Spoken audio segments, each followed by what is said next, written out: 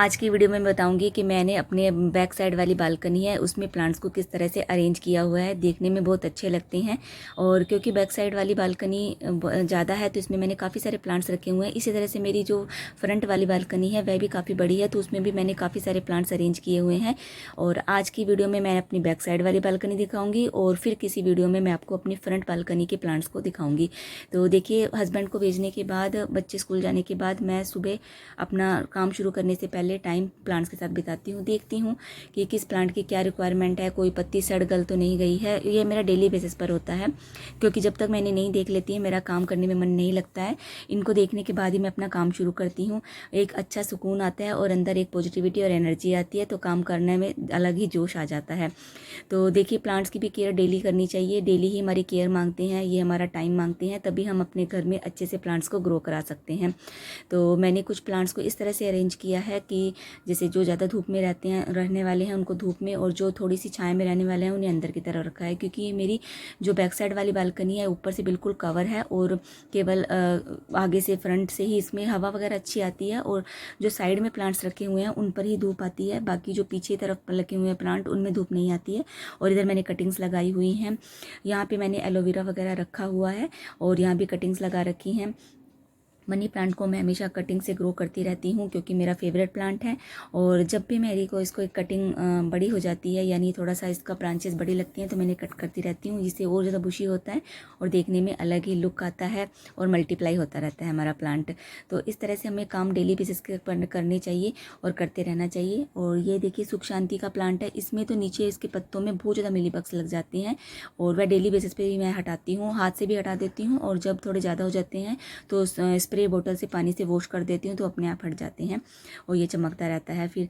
और इस तरह से जब प्लांट्स मेरे को तब अच्छे लगते हैं जब इनकी मिट्टी नहीं दिखती है। और ये भी मैंने देखिए ऊपर से कट कर दिया हुआ है। कटाई छटाई करते रहना चाहिए। जो भी प्लांट है फॉरेस्ट में लगे होते हैं वो उनका अलग लुक आता है, गार्डन में अलग। आपने देखा होगा जब हम गार्डन में जाते हैं तो अलग लुक होता है। क्यों? क्योंकि प्रॉपर कटाई छटाई होती रहती है गार्डन में। इसी तरह से हम जो घर में प्लांट्स लगाते हैं उनकी अगर हम प्रॉपर कटाई छटाई करेंगे तो उनमें एक अलग ही रौनक आएगी, लुक आएगा और उनकी ग्रोथ भी अच्छी होगी। साथ ही साथ जो कट करने वाले हैं, कटिंग हैं, उनको भी आप लगाते रहें। और मैं भी कटिंग लगाती रहती हूँ। कटिंग लगाने से ये होता है कि हम काफ़ी सारे प्लांट्स को मल्टीप्लाई कर सकते हैं। और मल्टीप्लाई करने का फ़ायदा ये होता है कि अगर मदर प्लांट ख़राब भी हो जाए तो फिर हमें दोबारा उसे नर्सरी से परचेज़ करने की आवश्यकता नहीं पड़ती है। हम फिर उसको उन्हीं जो हमारी कटिंग्स लगाई थी उनको ग्रो करा सकते हैं और फिर मल्टीप्लाई कर सकते हैं।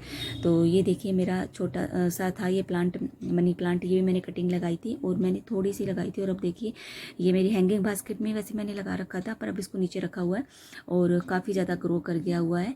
और मैं इस तरह से जब क्यू में रखती हूँ ना प्लांट्स तो बड़े अच्छे लगते हैं क्योंकि। और ये देखिए, स्नेक प्लांट की मैंने एक लीव लगाई थी और अब देखिए इसके छोटे छोटे से बेबी प्लांट निकल रहे हैं।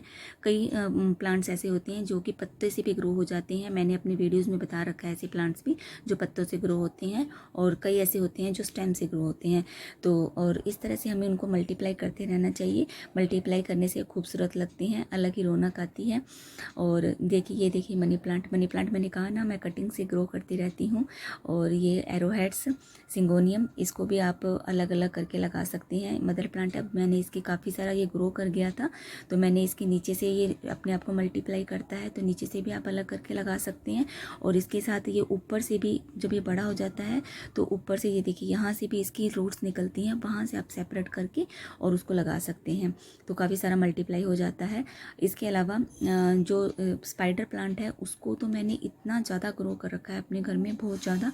सिर्फ मैं एक बार लाई थी और अब मैंने इसे इतना ज़्यादा ग्रो कर लिया है और मैं इसको जब झुंड में रखती हूँ तो बड़ा अच्छा लगता है। मैंने अपनी जो फ्रंट बालकनी है उसमें भी ये रखे हुए हैं काफ़ी सारे, उसमें भी अच्छे लग रहे हैं, अच्छे से चल रहे हैं।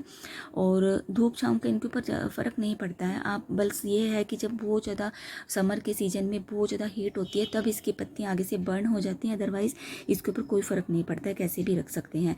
इसके अलावा अगेवे, इसको मैंने जो बैक वाली मेरी बालकनी है साइड में जो पड़ोसी घर है वहाँ पे इनकी डोली पे रखा हुआ है।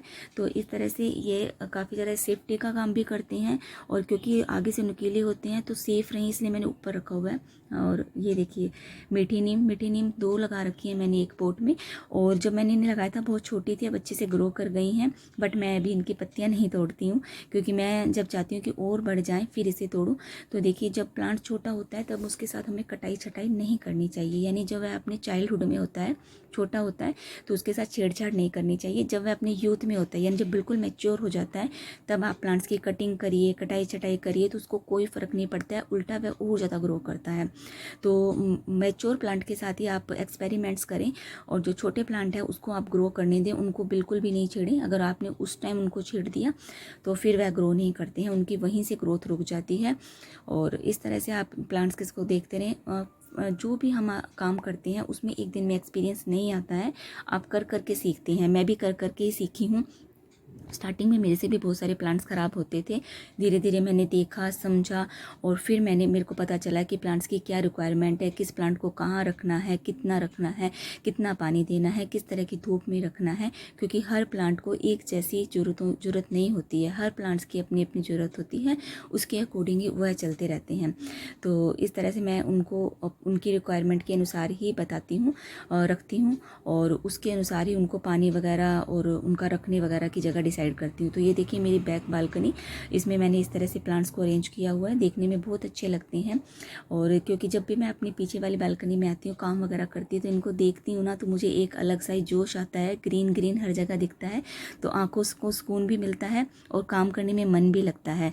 तो इस तरह से मैंने इनको ग्रुप्स में रखा हुआ है। और पीछे वाली बालकनी में ही मैंने अपनी वॉशिंग मशीन भी रखी हुई है, तो मैं कपड़े धोते हुए इनको देखती रहती हूँ, और मेरे को अच्छा लगता है, काम करने में मन लगा रहता है। और साथ ही साथ एक अलग ही पॉजिटिविटी आती है। ग्रुप्स में रखिए प्लांट्स और अच्छा लगेगा। इस तरह से ही मैंने अपनी जो फ्रंट वाली बालकनी है वहाँ भी काफ़ी सारे प्लांट्स अरेंज किए हुए हैं, और उनको जगह के अनुसार अरेंज करना होता है। कौन से प्लांट्स धूप में, जो कि फ्रंट बालकनी में धूप बहुत ज़्यादा आती है, तो ऐसे प्लांट्स रखे हुए हैं जो प्रॉपर सन लविंग प्लांट्स हैं। और क्योंकि वो सन लविंग प्लांट्स हैं तो धूप में अच्छे से ग्रो करते हैं। और ये देखिए बच्चों की स्टडी टेबल को भी मैंने वेस्ट नहीं किया, उसके ऊपर भी प्लांट्स रख दिए हुए हैं, एज ए स्टैंड इसका यूज़ हो रहा है।